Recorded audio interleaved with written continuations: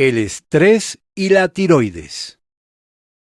Te conté que la insulina es la reina y que el cortisol es un trabajador diurno. Y ahora agregaré que la hormona tiroidea es como la niña malcriada de la familia. Esta se produce en la tiroides, una glándula con forma de mariposa ubicada en la base de nuestro cuello, delante de la laringe.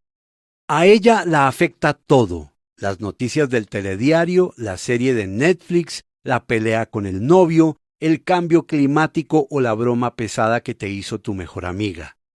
Son muchos los factores que pueden entorpecer su buen funcionamiento. La mayoría de ellos pasan frente a nuestras narices y no sabemos identificarlos. Yo diría que hay 4 razones principales que estropean la función de la tiroides. La primera son las deficiencias nutricionales debido a los malos hábitos alimentarios, lo de siempre: mucha azúcar, mucho gluten, muchas harinas, muchos químicos, pocos vegetales. La segunda, por supuesto, es el estrés.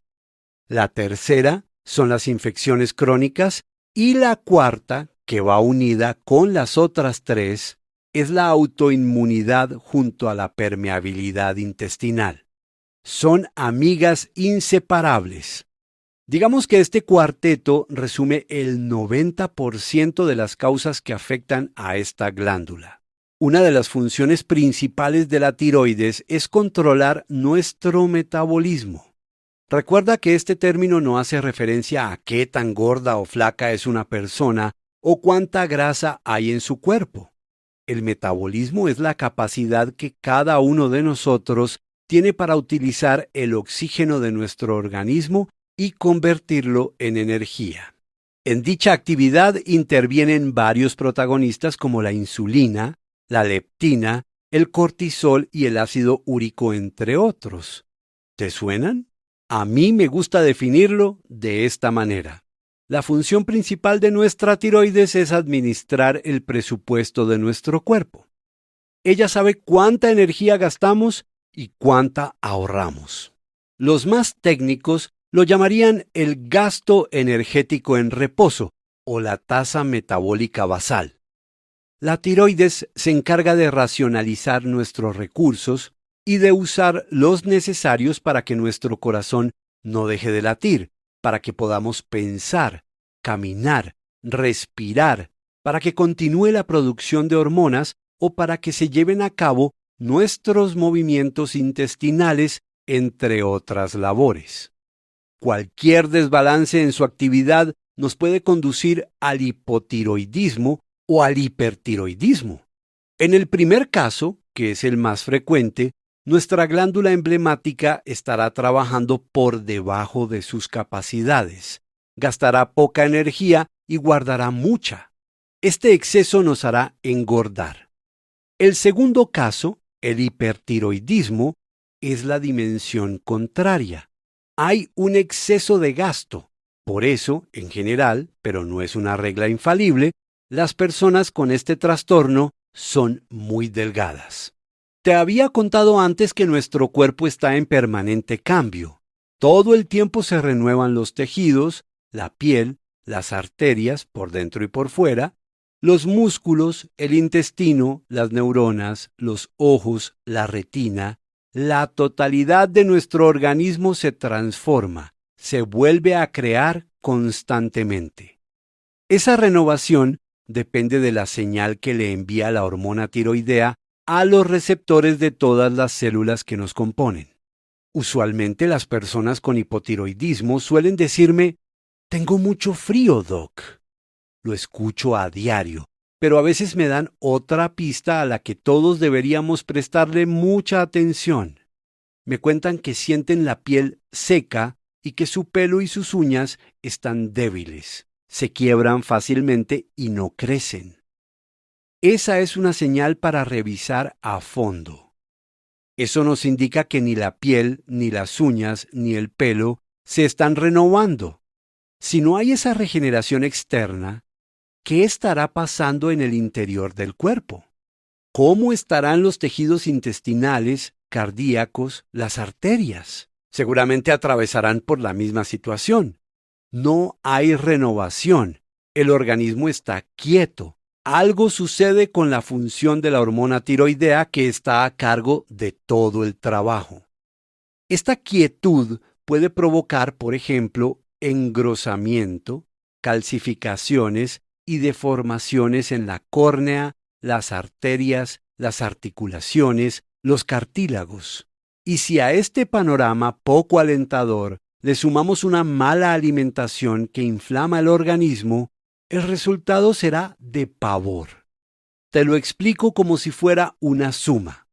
Inflamación más tejido viejo igual SOS. La importancia de las Ts.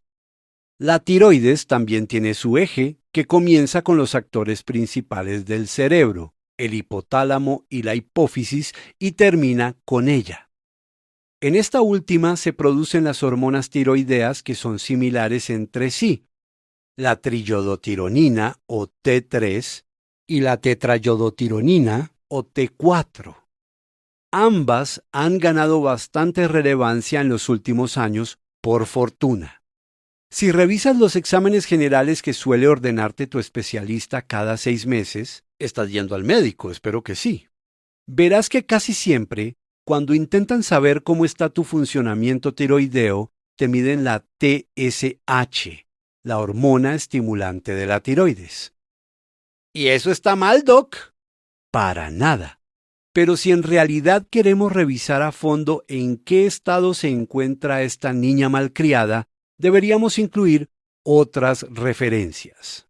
La TSH es como la voz, el idioma con el que la hipófisis, la gerente de la compañía, se comunica con la tiroides. Si esta última está trabajando poco, la hipófisis tendrá que alzar la voz y gritarle: «Amiga, espabila que el cuerpo te necesita». Si sucede lo opuesto, la tiroides se ha tomado una bebida energizante y no hay quien la pare. La hipófisis estará muy relajada y le hablará poco. De tal manera que lo que nos indican los valores de la TSH es eso, cómo está la comunicación entre una y otra. Y a partir de esas mediciones, el especialista puede sacar conclusiones. Pero se podría realizar una indagación más precisa, porque aquí no se ha revisado como tal la función de la tiroides. Se ha mirado la de la hipófisis. ¿Grita o no grita? ¿Está tranquila con su trabajador? La tiroides produce T4 y la convierte en T3. La primera es inactiva, la segunda activa. Entonces, para darnos cuenta de cómo trabaja esta chica, lo indicado es medir estas T's en su fracción libre. T3 libre, T4 libre. Parece como un conteo de reclusos que acaban de salir de prisión, pero nada de eso. Estas mediciones son muy valiosas. Pídele a tu especialista que por favor te ordene estos exámenes. De otro lado, la revisión de la T4 total, en caso de que te la manden, no servirá de mucho porque ahí se revisa la fracción unida a proteínas. Por eso, como cantaba Nino Bravo, la T4 siempre debe revisarse libre.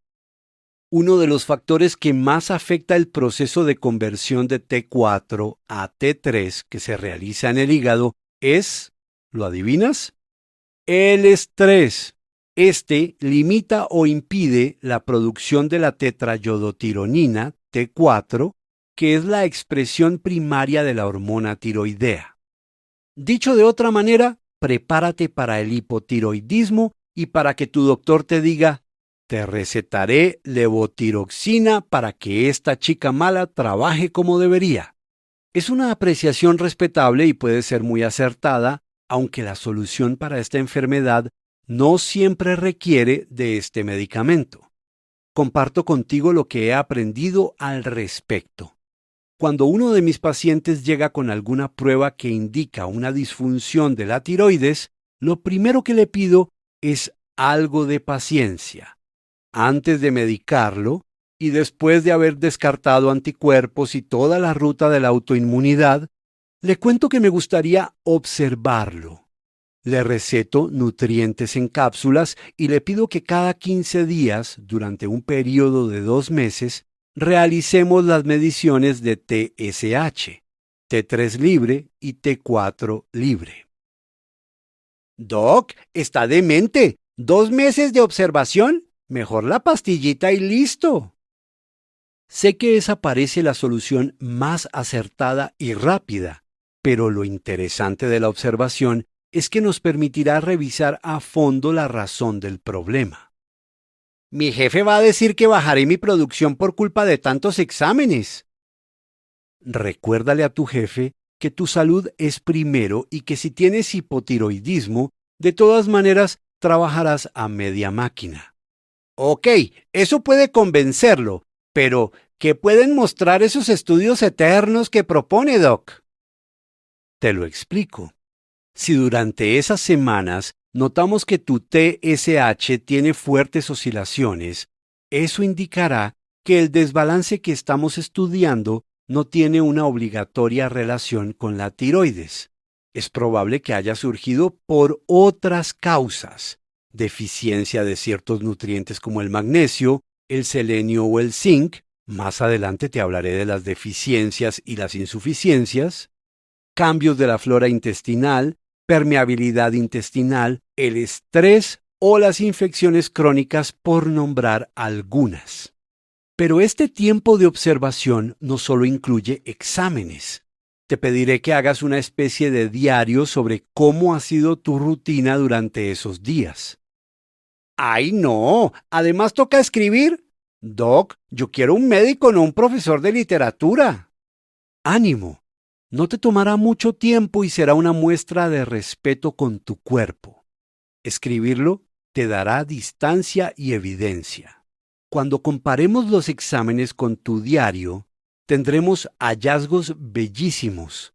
A veces descubrimos oscilaciones sospechosas en las pruebas y encontramos que sucedieron justo en esos días de juntas directivas, de maltrato laboral, de viajes de negocios, de atascos infernales, de peleas con tu pareja, de malas noticias, de entregas de proyectos académicos o de cambios emocionales. Y voilà, empezamos a ver cómo el estrés está influyendo en ese comportamiento.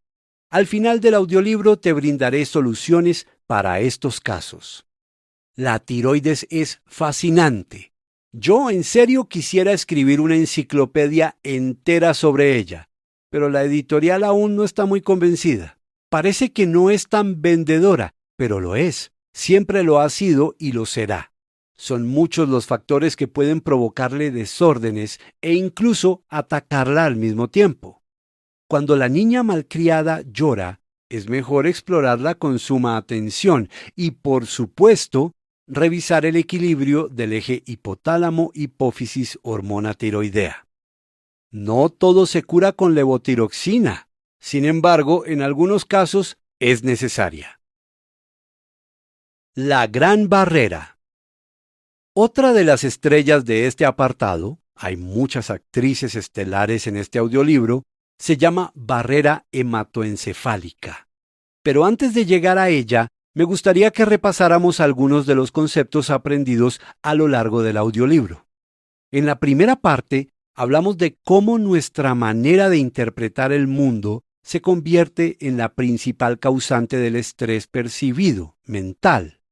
Murió Copito y comienza la espiral oscura. Vaya desgracia, el mundo es horrible. El hecho real es ese. Copito ya no está. Y esa es tu reacción, muy diferente a la de Pérez. Él perdió a su fiel terrier Loki hace pocas semanas. Sintió una gran pena, por supuesto, pero lo interpretó de manera diferente. Loki estaba enfermo, tenía muchos años y apenas podía caminar. Fue un gran compañero, pero era hora de que descansara. Gracias por tanto cariño. Siempre te recordaremos. Al cabo de algunos días, Pérez siguió su vida con normalidad y ahora tiene un chihuahua que se llama Ptolomeo. Tú, en cambio, sigues retorciéndote en la tristeza. Cada día tu hipotálamo reacciona ante esa emoción, le manda señales a la hipófisis. Así llega un neuropéptido, producto de ese sentimiento, a los receptores de la célula y como este mecanismo ha estado en marcha durante un largo periodo, tal estado producirá una adicción a ese neuropéptido, una adicción emocional. Quizás sea un camino abierto hacia una depresión. Y todo comenzó por una interpretación ante un suceso. En los casos de ansiedad, por ejemplo, el hecho no existe. Suele ser una proyección futura de la mente. Mejor no saco a Copito a la calle porque lo va a atropellar un bus y lo mata. Pero este hecho para tu inconsciente, que es inocente y se cree todo, es como si fuera cierto. Y así mismo se prende todo el sistema del que hemos hablado. Toda esa respuesta proviene del sistema nervioso simpático, que junto al parasimpático hacen parte del sistema nervioso autónomo al que yo llamo el jefe. Ante una posible amenaza, existente o ficticia, se enciende el eje hipotálamo-hipófisis adrenal y las glándulas suprarrenales producirán adrenalina y cortisol. Este mecanismo también se encenderá cuando en nuestro cuerpo tenemos un estrés físico producido por ese listado que he nombrado varias veces. Infecciones crónicas, toxicidad, la mala alimentación, la exposición a la radiación y a la luz blanca, el jet lag, etc. Ante esas situaciones, nuestro organismo estará en desequilibrio y el equipo simpático saldrá al rescate.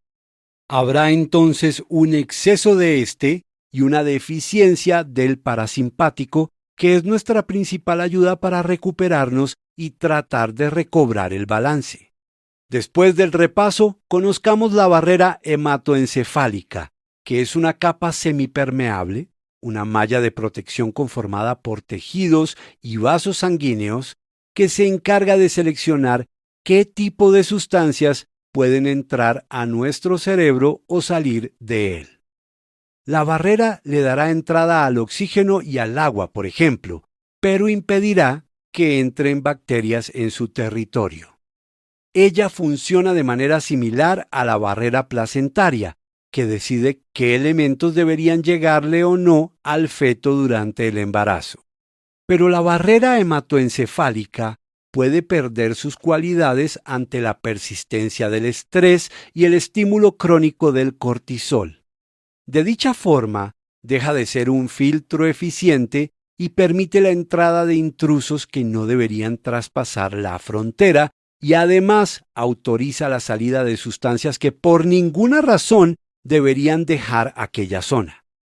En ese proceso podemos tener una pérdida de los famosísimos neurotransmisores, de los que quiero hablarte de inmediato. No pierdas el hilo. My precious. Las células que componen nuestro sistema nervioso y que además son las más largas que existen en el organismo son las neuronas, cuya forma tiene algunas similitudes con ciertas criaturas alienígenas del cine de ciencia ficción. Se calcula que en nuestro cerebro habría más de 100.000 millones de ellas, pero no me detendré ahora para hablarte de su fisiología. Las neuronas se comunican entre ellas o con las demás células del cuerpo a través de los neurotransmisores, que son un conjunto de moléculas alojadas dentro de unas pequeñas bolsas neuronales llamadas vesículas sinápticas. Al recibir un estímulo determinado, la neurona libera a estos mensajeros químicos que darán una señal excitatoria, inhibitoria o modulatoria. Hay neurotransmisores populares y mediáticos como lo son la dopamina y la serotonina. Otros que gozan de cierta reciente notoriedad como la oxitocina, que también es una hormona, y la acetilcolina. Hay otro grupo al que pertenecen el glutamato y la norepinefrina o noradrenalina, por nombrar algunos, que salen poco o nada en TikTok. Y antes de que lo olvide, los neuropéptidos que he mencionado varias veces también son neurotransmisores. Todos, mediáticos o más introvertidos, Son muy importantes para el funcionamiento de nuestro sistema nervioso y para nuestra existencia. Las alteraciones en su funcionamiento están relacionadas con enfermedades como el Parkinson, la esquizofrenia, el Alzheimer y los trastornos mentales como la ansiedad y la depresión. ¿Qué los afecta? En buena medida, el estrés. Teniendo en cuenta el tema que aquí nos ocupa, me centraré en los dos primeros, en la dopamina y la serotonina. La primera cumple una labor excitatoria y desde algunas tribunas la han llamado la chica mala de los neurotransmisores, la causante de las adicciones e incluso, en un antiguo artículo de la revista Forbes, se afirmaba que era la responsable de que a los estadounidenses les gustaran tanto las armas de fuego. Mejor revisemos la realidad científica. Primero, habría que decir que la dopamina no es una mala chica y que conocimos de su existencia gracias al sueco Arvid Carlsson, ganador del Nobel de Medicina en el 2000, y a la británica Kathleen Montague. Sus investigaciones la hicieron visible y relevante. Desde entonces, la dopamina es uno de los neurotransmisores más estudiados. Está íntimamente ligada a nuestro sistema de recompensa y se libera, por ejemplo, cuando comemos un trozo de nuestro postre favorito, cuando hacemos el amor, cuando cantamos en el concierto de nuestro artista favorito, cuando llegamos a la meta después de una maratón o alcanzamos la cima de una montaña. La dopamina navega por nuestro organismo cuando experimentamos sensaciones de gozo.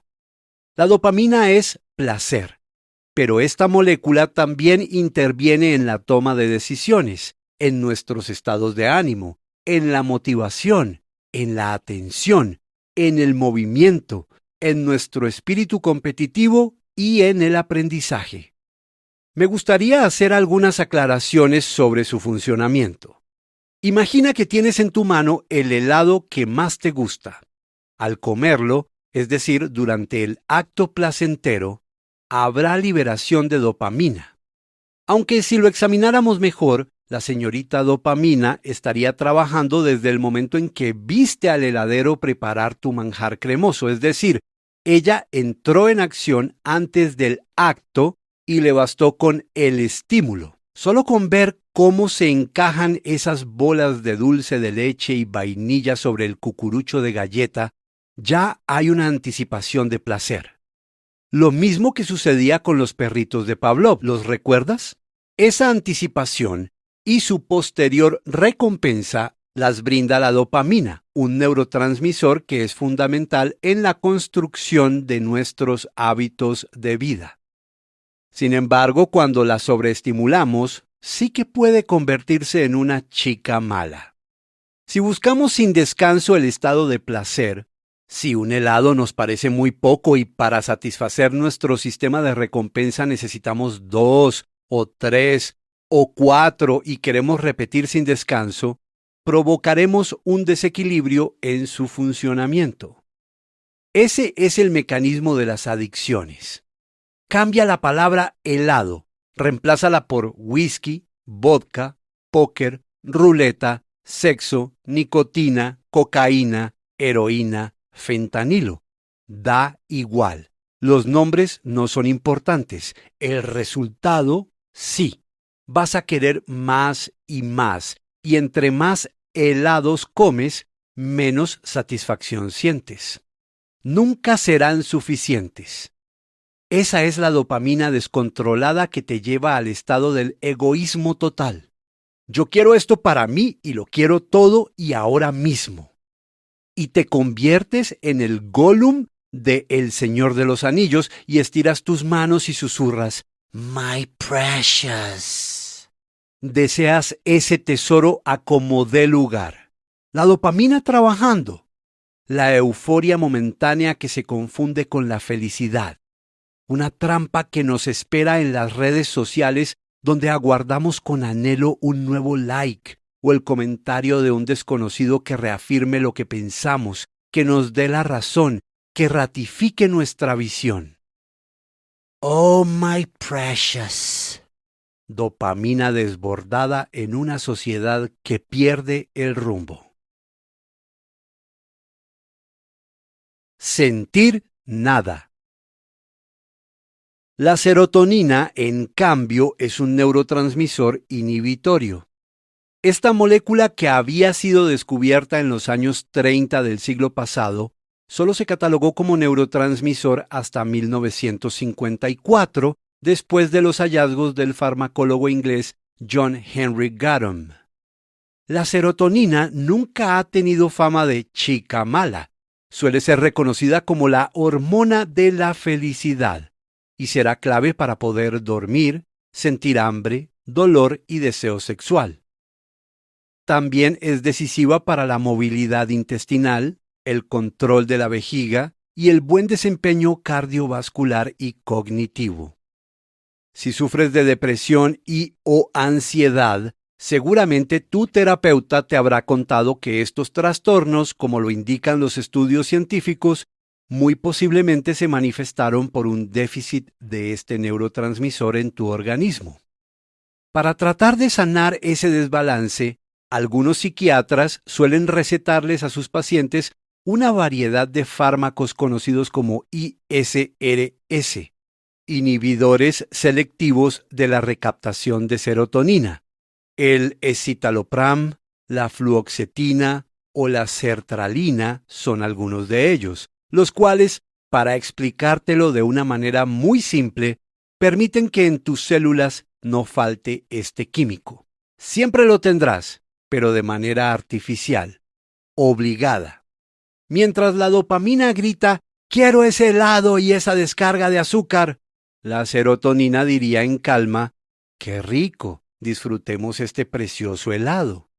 La dopamina sería el primero yo, para mí, los otros no existen.